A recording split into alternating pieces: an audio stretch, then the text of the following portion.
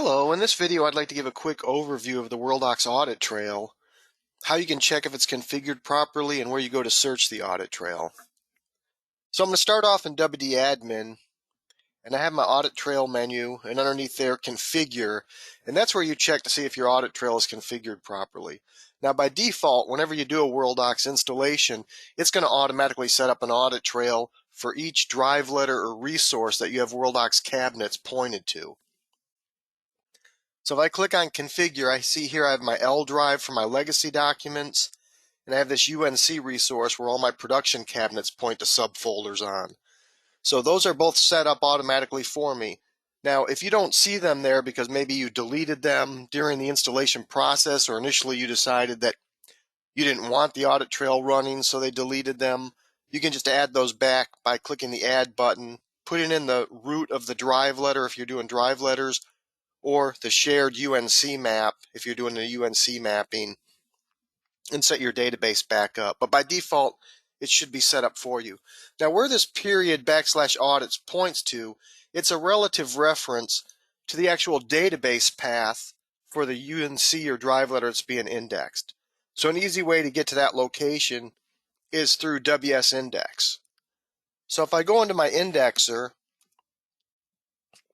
and I highlight this UNC, and then I just click on the Logs Meta button, it's going to open up Windows Explorer and take me right to the Logs folder.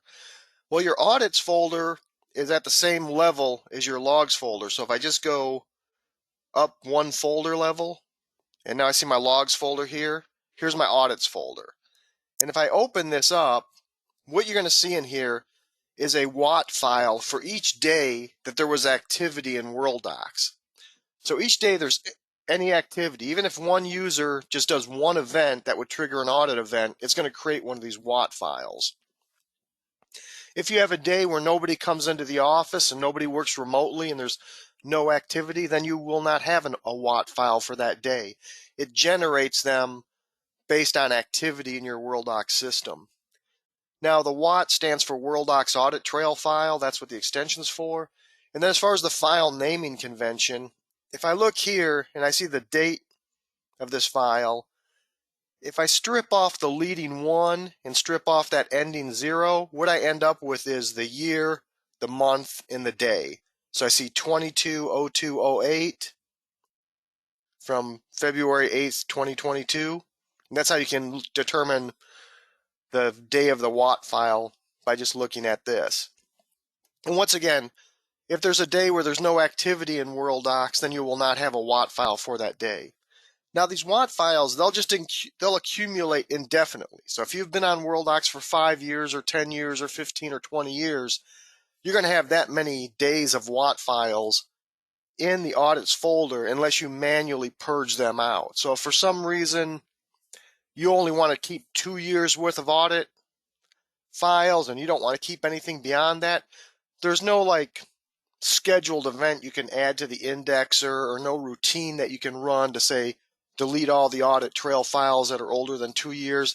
You would just have to manually go into your audits folder, sort it on the date modified, tag those older files, and then cut and paste them if you want to back them up to another resource, or if you just want to get rid of them, delete them. But there is no process that you can set up to say just keep so much time of audit trail files in here. They're just going to accumulate indefinitely unless you, as the Worldox administrator, manually goes in here and removes older ones. Okay, so that's where your WAT files, your audit trail files are. Now, if you do ever run into a situation where it's all set up, but the audit events aren't getting added, so users are doing work and nothing's getting added to the WAT files except for maybe stuff that the administrator's doing, it might be a case where you're lacking in permissions to that audits folder. Those WAT files are updated by the Worldox client using the user's permissions that they're logged on the network with. So if you've gone in and tried to lock your system down and you gave them, let's say, read and execute type permissions to that folder structure, and you removed the ability to create files or modify files, then those WAT files are not going to be able to be created or updated by the Worldox client using your user's permission. So if you run into a situation like that where it doesn't look like the audit trail information is being recorded properly, go in and just double check the permissions to that audits folder and make sure that all your Worldox users have basically everything but full control and special permissions to that folder. And then once you do that, then you should see the audit activity start getting recorded. Now, as far as searching the audit trail, there's two places you can do it. One is from WD Admin, the other one is from the Worldox client. So I'll start off in WD Admin. If I go into Audit Trail Events, that's going to bring up a search dialog where I can search for audit trail events. So I can do this by date range. It's going to default on the search screen from 30 days ago through today. If you want to go back further, so let's say I want to go back from 6 months ago through today. Then I need to select which cabinet or cabinets do I want to search against. In this case, I'm just going to choose the client files, but if you want to, you could search multiple cabinets. And then you can choose profile fields if you want to narrow it down. On this initial search, I'm going to leave that blank. If you're searching for audit trail on a specific document number, you can add that here, or description. Now I'm going to just look for a particular user. So I'm going to check this one user. I just want to see what this user's done in the last 6 months as far as deleting files. So I'm going to click on events and then select deleted, and then run this search. And this will show me all the documents that this particular is deleted from that cabinet over the last 6 months. Now, if I want to run a search again, I can just click the Find button. It'll bring up the same values I had. And at this point, if I want to remove values, I can do that. Or if I want to add values. Let's say I want to change the event. Instead of deleted, I want to see new files that this user created. So I'm going to look down, and I just want saved as. So if they created a new file, or saved it as a new file, or saved it as a new version, I want to see that type of activity. Now I bring that back. Now let's say I want to run this again, but I want to do it for just a particular client. I can click on profile fields and choose a particular client.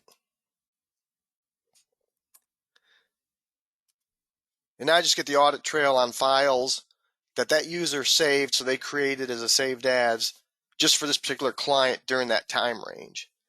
Let's say I want to narrow it down to just a particular matter. I can click on the profile fields again,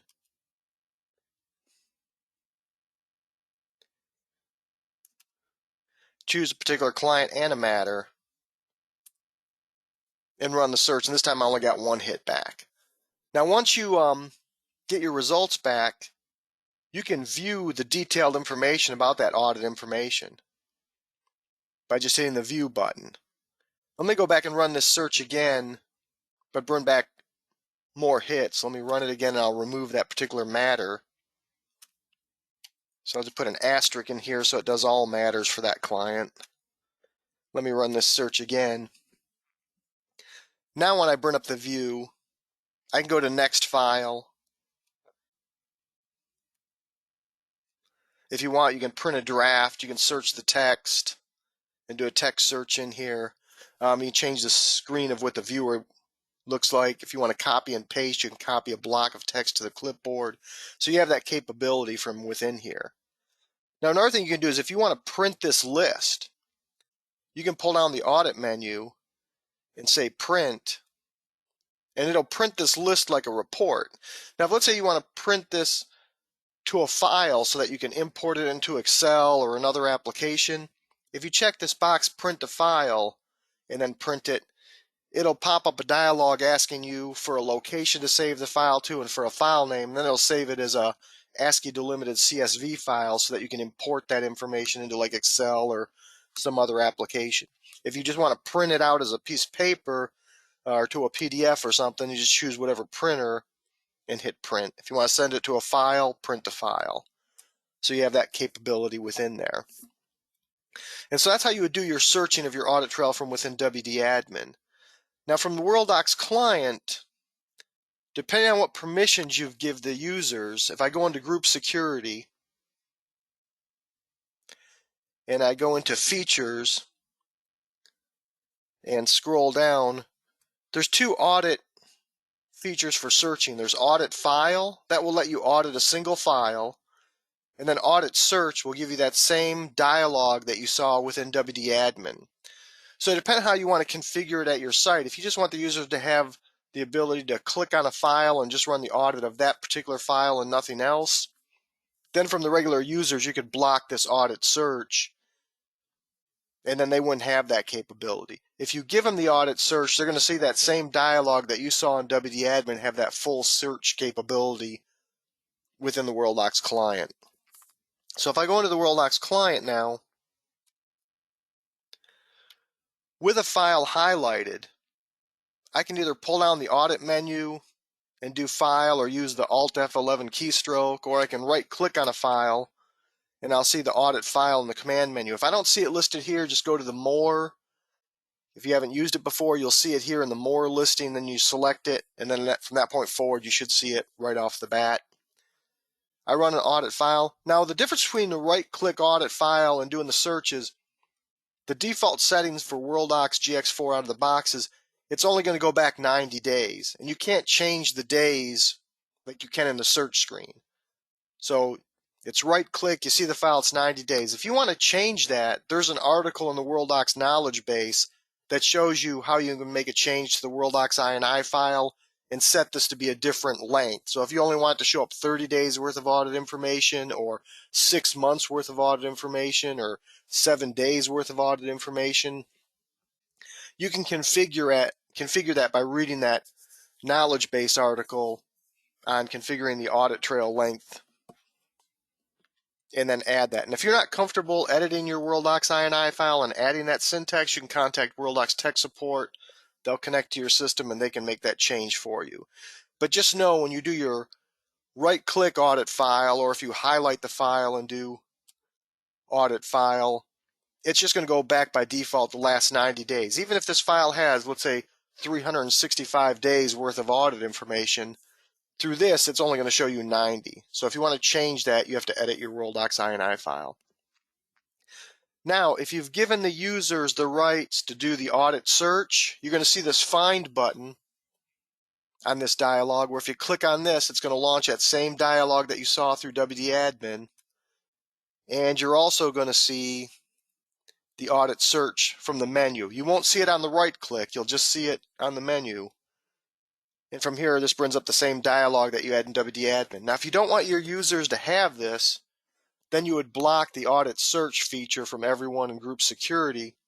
That'll block the menu pick from showing up here, and also it would block this Find button from showing up on this dialog right here. So depending on how you want to configure it for your site is whether you want to allow the users to have that audit search or whether you want to block that audit search. Okay, well, that was a quick overview on the audit trail, how to make sure it's configured at the site, and then where you would go to search the audit trail.